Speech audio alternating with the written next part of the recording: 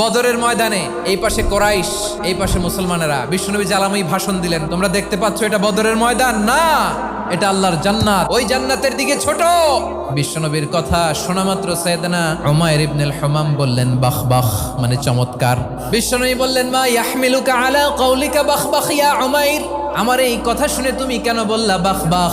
ইয়া রাসূলুল্লাহ, আপনার এই কথা শুনে আমি বড্ড খুশি হয়েছি, আর আমি প্রত্যাশা করছি আমি যদি ওই জান্নাতের মালিক হতে পারি তাহলে কতই না ভালো হতো। সুবহানাল্লাহ বলেন। বিশ্বনবী বললেন উমাইর আনতা মিন আহলিহা, তুমি ওই জান্নাতের অধিবাসী, তুমি জান্নাতি। উমাইর চিন্তা করলেন আমি জান্নাতি, নবীর মুখ দিয়ে যখন বেরোইছে ওই জান্নাতে তো আমার ঢুকতেই হবে, কিন্তু হাতে 3টা খেজুর খেয়ে যদি জেহাদের ময়দানে যাই তাহলে জান্নাতে যেতে তো দেরি হয়ে যাবে।